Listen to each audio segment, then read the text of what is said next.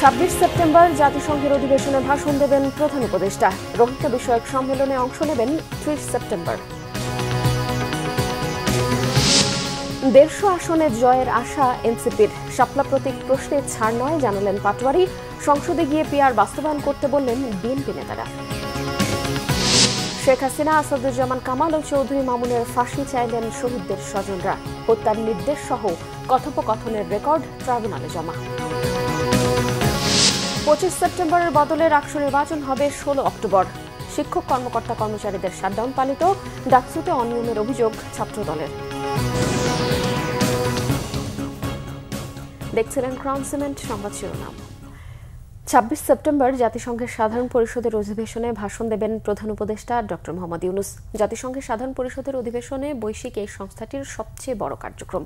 প্রতিবছর সেপ্টেম্বর মাস জুড়েই চলে এই বৈঠক। এই বৈঠকে যোগ দিতে রবিবার রাত 1:45 নিউ ইয়র্কের উদ্দেশ্যে ঢাকা ছাড়েন প্রধান উপদেষ্টা ডক্টর মোহাম্মদ ইউনূস। তার সফরসঙ্গীদের মধ্যে বিএনপি মহাসচিব মির্জা ফখরুল ইসলাম আলমগীর সহ বিএনপি, জামায়াত ও এনসিপির 6 নেতা রয়েছেন। সাধারণ পরিষদে ভাষণ দেয়া ছাড়াও আগামী 30 সেপ্টেম্বর অনুষ্ঠেয় রোহিঙ্গা ইস্যুতে আন্তর্জাতিক সম্প্রদায়ের উচ্চ পর্যায়ের সম্মেলনে যোগ দেবেন প্রধান উপদেষ্টা। এছাড়াও তিনি একাধিক উচ্চ পর্যায়ের বৈঠক এবং গুরুত্বপূর্ণ বৈশ্বিক অনুষ্ঠানে অংশ নেবেন। ভাষণে গেল 1 বছরে অন্তর্বর্তী সরকারের সংস্কারমূলক উদ্যোগ, 2024 সালের জুলাই গণঅভ্যুত্থানের প্রত্যাশা এবং 2026 সালের ফেব্রুয়ারিতে অবাধ, সুষ্ঠু ও অংশগ্রহণমূলক নির্বাচন আয়োজনের অঙ্গীকার তুলে ধরবেন। ফেব্রুয়ারিতে নির্বাচন নিয়ে সংশয় থাকলেও 150টি আসনে তাদের জয়ের সম্ভাবনার কথা জানিয়েছেন এনসিপির সমন্বয়ক নাসির উদ্দিন পাটোয়ারি। বিএনপি, জামায়াতকে জুলাই সনদে সই করারও আহ্বান জানান তিনি।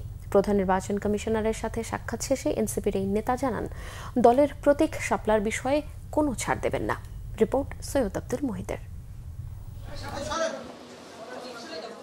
শিগগির আরো কয়েকটি দল নির্বাচন কমিশন থেকে নিবন্ধন পেতে যাচ্ছে। এর মধ্যে উল্লেখযোগ্য এনসিপি। সোমবার বিকেলে আগারগাঁওয়ে নির্বাচন কমিশনে এসে প্রধান নির্বাচন কমিশনারের সাথে বৈঠক করে এনসিপির মুখ্য সমন্বয়ক নাসির উদ্দিন পাটোয়ারির নেতৃত্বে 3 সদস্যের প্রতিনিধি দল।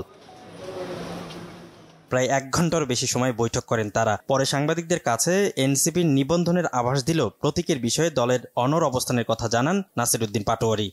এনসিপি নিবন্ধনটা যেই প্রতীক হবে এটা অবশ্যই শাপলা, সাদা শাপলা অথবা লাল শাপলা, এই 3টির মাধ্যমেই হতে হবে। এর ব্যত্যয় করা যাবে না। তবে আমরা ইতিমধ্যে বিভিন্ন জায়গায় খোঁজ পাচ্ছি যে এই প্রতীকগুলো নিয়ে তারা একটি ষড়যন্ত্রমূলক কাজের মধ্য দিয়ে যাচ্ছে। আমরা আমাদের যে সার্ভেগুলো করেছি, আমরা 150টি আসনের মতো এনসিপির জয়ী হওয়ার সম্ভাবনা রয়েছে। এক প্রশ্নের জবাবে তিনি জানান, আগামী নির্বাচনে বিএনপি, জামাত ও এনসিপি এই 3 ব্লকে বিভিন্ন রাজনৈতিক দল অংশ নিচ্ছে। জুলাই সনদে সই করতে রাজনৈতিক দলগুলোর প্রতি আহ্বানও জানান তিনি। স্টিল কনফিউশন আছে ফেব্রুয়ারিতে ইলেকশন হবে কিনা। সরকার অনেক ইনসিস্ট করতেছে যে ফেব্রুয়ারিতে ইলেকশন করার জন্য সবাইকে। বিএনপি এবং জামায়াত যে দলগুলো আছে অথবা এক্সিস্টিং পলিটিক্যাল পার্টি, তারা কিন্তু জুলাই সনদের যে লিগাল অ্যাসপেক্টটা সেই জায়গাতে এক্সিকিউশন লেভেলে তারা আসতেছে না। ফলে তো তাদের কারণে নির্বাচনটা ডিলে হচ্ছে।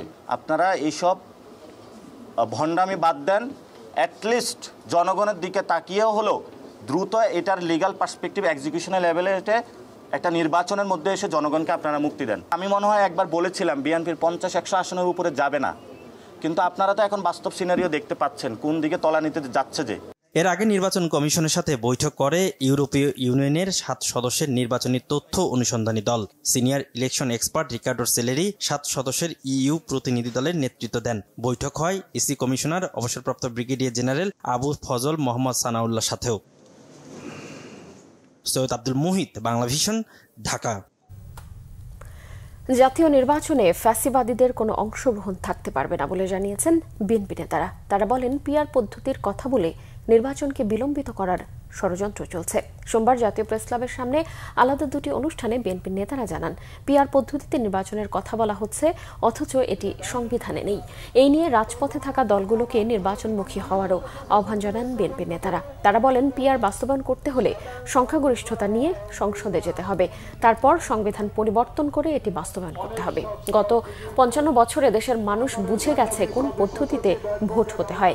তাই কোনো বাহানা না করে জনগণের ভোটের অধিকার বাস্তবায়নের সকল রাজনৈতিক দলের প্রতি আহ্বান জানান নেতারা।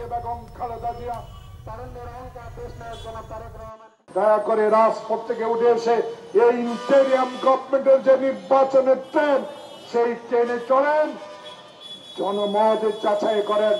পিআর অবশ্যই আপনারা বুঝেন, সেই পিআর পদ্ধতি যদি আনতে হয়, বাংলাদেশের এই ফেব্রুয়ারির নির্বাচনে জনগণের কাছে যান, ভোট দিয়ে ওই সংসদে, শেরে বাংলানগর ওই সংসদে যা সংখ্যাগরিষ্ঠতা অর্জন করে ক্ষমতায় যান, সংবিধান পরিবর্তন করে পিআর দেন।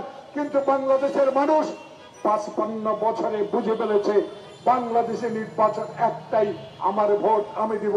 বাংলাদেশ যে ফ্যাসিবাদ মুক্ত হয়েছে, সেই বাংলাদেশের রাজনীতিতে, সেই বাংলাদেশের নির্বাচনে, সেই বাংলাদেশে ভবিষ্যৎ নির্বাচনী পরিক্রমায় ফ্যাসিবাদের কোন অংশগ্রহণ থাকতে পারবে না। খুব স্পষ্ট অবস্থান। আর যারা নানা দফা দাবি নামে নির্বাচনকে বিলম্বিত করার চেষ্টা করছেন, টিআর যে সমস্ত উদ্ভট কথাবার্তা বলছেন, এগুলো বাংলাদেশের সংবিধানে এগুলো নাই। জুলাই মানবতা বিরোধী অপরাধের মামলায় ক্ষমতাচ্যুত প্রধানমন্ত্রী শেখ হাসিনার বিরুদ্ধে প্রত্যক্ষদর্শীদের সাক্ষ্য গ্রহণ শেষ হয়েছে।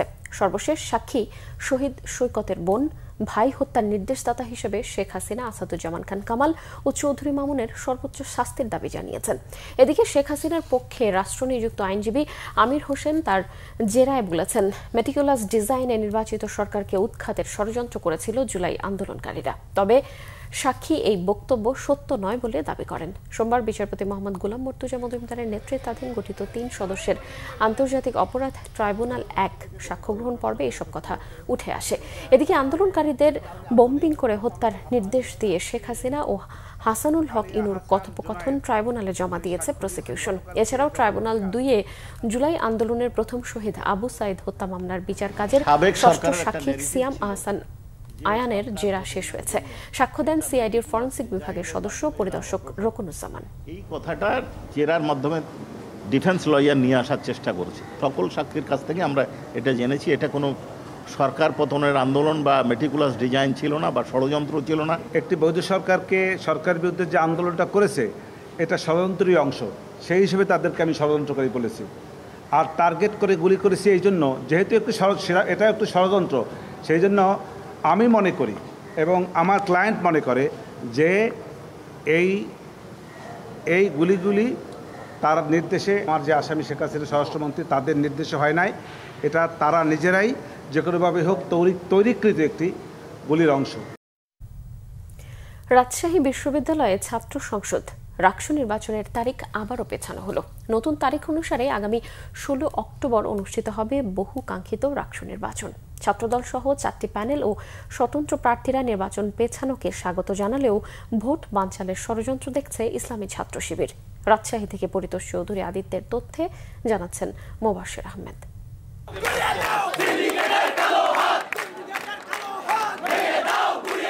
রাজশাহী বিশ্ববিদ্যালয়ে ছাত্র সংসদ রাকসু নির্বাচন ঘিরে সোমবার সন্ধ্যার পর থেকেই বিশ্ববিদ্যালয় ক্যাম্পাসে উত্তেজনা আরও বেড়েছে। ছাত্র শিবিরের নেতাকর্মীরা 25শে সেপ্টেম্বর নির্বাচনের দাবিতে বিক্ষোভ করেন। বিপক্ষে অবস্থান নেন বাম ছাত্র সংগঠন, স্বতন্ত্র প্রার্থী ও ছাত্রদলের নেতাকর্মীরা। ভোটারবিহীন নির্বাচনের বিপক্ষে তারা অবস্থান নেয় এবং ক্যাম্পাসে বিক্ষোভ মিছিল বের করে। শিক্ষক, কর্মকর্তা ও কর্মচারীদের শাটডাউন, প্রয়োজনীয় সংখ্যক জনবল পাওয়া সহ উদ্ভূত পরিস্থিতিতে নির্বাচনী পরিবেশ অনুকূলে না থাকার কারণ দেখিয়ে রাত 8:45টার দিকে প্রধান নির্বাচন কমিশনার নির্বাচনের নতুন তারিখ 16 অক্টোবর ঘোষণা দেন। একটা বিশৃঙ্খল পরিস্থিতি তৈরি হয়েছিল। তার পরিপ্রেক্ষিতে রাজশাহী বিশ্ববিদ্যালয়ের সকল শিক্ষক, কর্মকর্তা, কর্মচারীবৃন্দ কমপ্লিট শাটডাউন প্রোগ্রামে আছেন।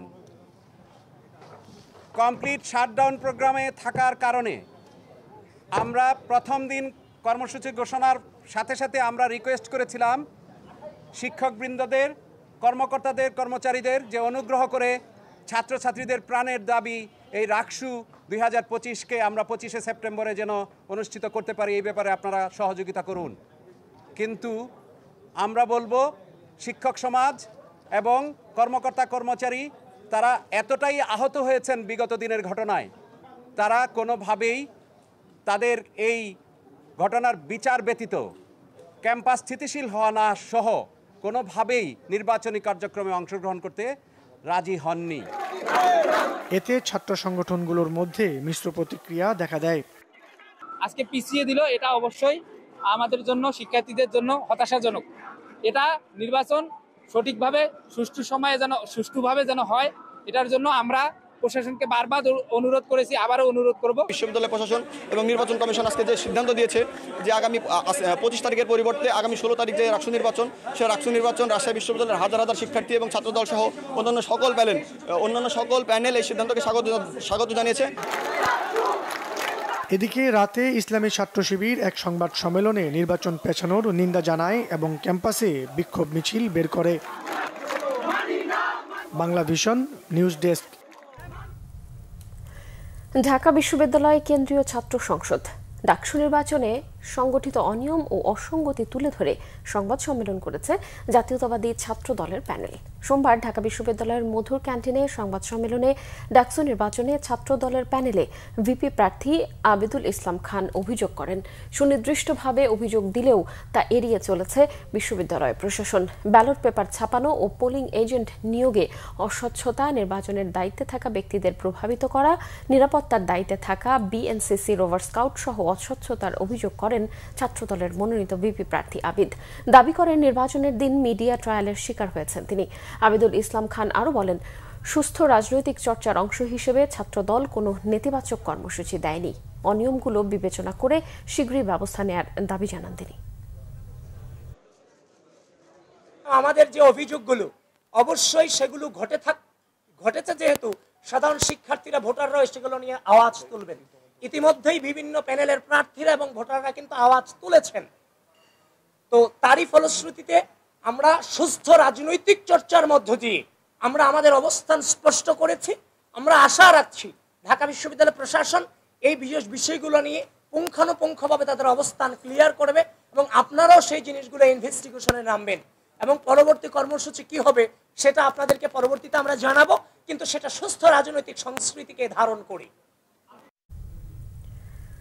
গত বছরের চেয়ে এবার ডেঙ্গুতে মৃত্যু বেড়েছে 1.5 গুণ, আক্রান্তের সংখ্যা 2 গুণ। চলতি বছরে ডেঙ্গুতে সর্বোচ্চ 12 জনের মৃত্যু হয়েছে রবিবার। অথচ এই নিয়ে এখনও গাছাড়া ভাব স্বাস্থ্য অধিদপ্তর, সিটি কর্পোরেশন, হাসপাতাল সহ সংশ্লিষ্টদের। মশা নিধনে মাঝে মধ্যে ওষুধ ছিটানোর দেখলেও এর কার্যকারিতা দেখছেন না নগরবাসী। আর সাবেক ওয়ার্ড কাউন্সিলরদের মতো কারো কোনো জবাবদিহিতা না থাকায় এই অবস্থা। মামুন আব্দুল্লাহর রিপোর্ট। ডেঙ্গুতে মৃত্যুর মিছিল দীর্ঘ থেকে হচ্ছে দীর্ঘতর। ক্রমান্বয়ে বাড়ছেই ডেঙ্গুতে মৃত্যু ও আক্রান্তের সংখ্যা। এরই মধ্যে চলতি বছরের 21 সেপ্টেম্বর পর্যন্ত গত বছরের একই সময়ের তুলনায় ডেঙ্গুতে মৃত্যু প্রায় 1.5 গুণ বেড়েছে, আর আক্রান্ত বেড়েছে প্রায় দ্বিগুণ। 2024 সালের 1 জানুয়ারি থেকে 21 সেপ্টেম্বর পর্যন্ত 8 মাস 21 দিনে ডেঙ্গু আক্রান্ত হয়ে যেখানে মৃত্যু ছিল 125, সেখানে এবছর একই সময়ে এই সংখ্যা 179। অন্যদিকে এ সময়ে গত বছর যেখানে ডেঙ্গুতে আক্রান্ত হয়ে হাসপাতালে ভর্তি রোগী ছিল 23,108 জন, সেখানে চলতি বছর ভর্তি ছিল 41,831 জন, যা গত বছরের দ্বিগুণের কাছাকাছি। ডেঙ্গু হওয়ার পরে প্রচন্ড পরিমাণ মাথা ব্যথা করে, মাথা ব্যথার সাথে শরীর ব্যথা করে, বেশি রোগী আর দুর্বল, আবার পেটের সমস্যাও দেখা যেতেছে বেশি রোগী। এদিকে স্বাস্থ্য অধিদপ্তরের মহাপরিচালক এক সংবাদ সম্মেলনে জানান, জনসচেতনতাই পারে ডেঙ্গুর প্রকোপ কমাতে। আমরা মৃত্যুগুলো অ্যানালাইসিস করে দেখেছি যে অর্ধেকের বেশি ভর্তি হওয়ার প্রথম দিনের মধ্যেই মারা যাচ্ছে এবং 2/3 মোটামুটি দ্বিতীয় দিনের মধ্যে মারা যাচ্ছে। সো মানে রুগী খারাপ অবস্থায় হাসপাতালে আসছে, একটা বিষয়। সো এইটা যদি আমরা কমাতে চাই বা প্রতিরোধ করতে চাই তাহলে মানুষের সচেতনতার কোনো বিকল্প নাই। আর মুগদা হাসপাতালের উপপরিচালকও মৃত্যুহার বাড়ার পেছনে জনসাধারণের অবহেলাকেই দুষছেন। ডেঙ্গুর বেলায় দেখা যায় যে 2-3 দিন জ্বর থাকলে তারপরে জ্বরটা কমে যায়, আর রোগীরা হয়তো ভাবছে যে তিনি সুস্থতার দিকে চলে গেছেন। কিন্তু ডেঙ্গুর ক্ষেত্রে একটু ব্যতিক্রম আছে। যখন জ্বর কমবে তখন দেখা যাবে যে সে ডেঙ্গু থেকে সুস্থ হচ্ছে না, তার শারীরিক দুর্বলতা এবং অন্যান্য যে লক্ষণগুলো এগুলো থেকে যাচ্ছে এবং তার শরীরের ভিতরে নানা রকম জটিলতা তৈরি হচ্ছে। এদিকে রাজধানীর দক্ষিণ সিটি কর্পোরেশনের ধলপুর এলাকায় গিয়ে দেখা যায় নানা অব্যবস্থাপনায় গড়ে উঠছে নতুন নতুন ভবন। অপরিচ্ছন্নভাবেই পড়ে আছে ময়লার স্তূপ। এলাকাবাসী বলছেন মশক নিধন কর্মসূচি থাকলেও কমছে না মশার উৎপাত। যেমন মন্ত্রী পাড়া কোন আপনি ভালো ভালো এলাকায় যে মেডিসিনগুলো দেয় মেডিসিনগুলো ভালো, কিন্তু এইসব এলাকায় যে মেডিসিনগুলো দেয় মেডিসিনগুলো ভালো হয় না। মানে মশা মরে না এসব ওষুধে, যে ওষুধ দেয়। এলাকার সাবেক কাউন্সিলর বলছেন নির্বাচিত জনপ্রতিনিধি না থাকায় পাড়া মহল্লার অসঙ্গতি দেখার কেউ নেই। এটা তো নিয়ন্ত্রণ করার কেউ নেই। যেমন আগে আমরা কাউন্সিলর ছিলাম, আমাদের আন্ডারে মনে করেন 8 জন লোক থাকতো। ওই 8 জন লোক দিয়ে সকালে ফকিং করাইতাম, বিকালেও মনে করেন ওষুধ মারাইতাম। কোন এলাকায় কোন গল্লিতে কোন বাড়িতে কোন হেনে কিভাবে মারাইতে হইব ওইটা আমরা করতাম। এলাকায় আমগো পরিচিত ছিল। আমগো বাদ করে দেওয়ার পরে থেকে এটা তো এখন ওই ধরনের মনে করেন তদারকি করা হয় না। পরিসংখ্যান বলছে এবার রাজধানীর চেয়ে রাজধানীর বাইরে বেড়েছে ডেঙ্গু রোগীর সংখ্যা। থেমে থেমে বৃষ্টি এবং মশক নিধন কার্যক্রম না থাকায় বেড়েই চলছে ডেঙ্গু আক্রান্ত রোগীর সংখ্যা।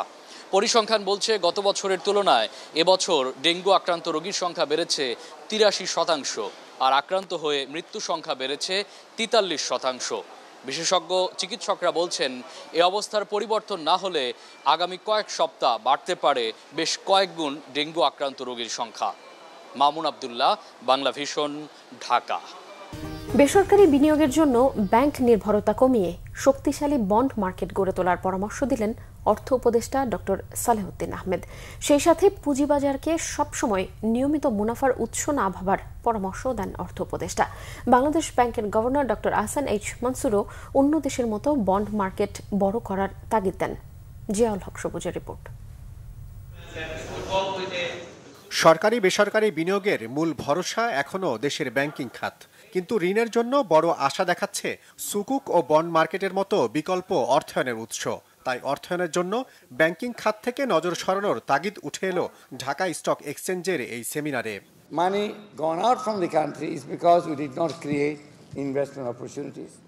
অনুষ্ঠানে বিভিন্ন খাতে অর্থায়নের জন্য বন্ড মার্কেটের সম্ভাবনা তুলে ধরেন আলোচকরা। তারা বলেন বিশ্বের অন্যান্য দেশের বন্ডের বাজার বড় হলেও অনেকটাই পিছিয়ে Bangladesh.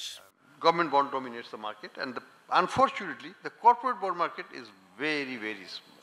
Sanchoy Patra needs to be also tradable and needs to be structured like a bond. That way we can double the bond market size overnight. Jamuna Bridge, Padma Bridge, they have a stream of income, and that income flows can be that's why that asset is really and could become very quickly an asset-backed securities. We can build the second Padma Bridge with the bond issued on the first Padma Bridge. অর্থ উপদেষ্টাও মনে করেন দেশে বিনিয়োগের ক্ষেত্রে bank ঋণের নির্ভরশীলতা থেকে বের হয়ে আসা জরুরি। পুঁজিবাজারে বিনিয়োগ করলেই সবসময় মুনাফা আসবে এমন ধারণা থেকেও সরে আসার পরামর্শ তার। ওরা মনে করে যে লাভ পাচ্ছে না। The capital market is not a continuous, indefinite profit. You have to take the risk also. To educate people, to make aware that for the money you are investing, but Sukuk bond should be for the private people, for the private enterprises.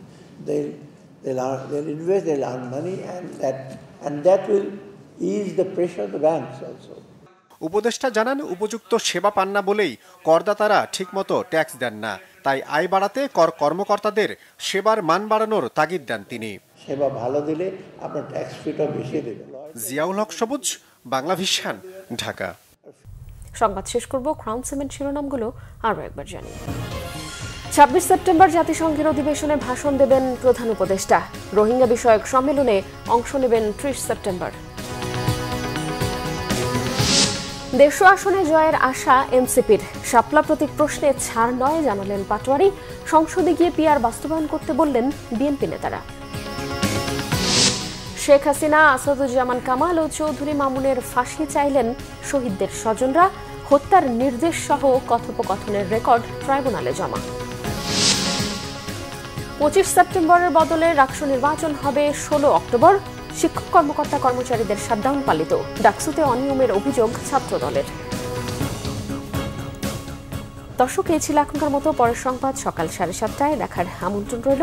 এছাড়াও বাংলাদেশের সংবাদ ও সংবাদ সংশ্লিষ্ট অনুষ্ঠান দেখতে visit করুন www.bvnews24.com ও facebook.com/banglavision news এবং subscribe করুন youtube.com/banglavision news। এখন সঙ্গে থাকায় ধন্যবাদ সবাইকে।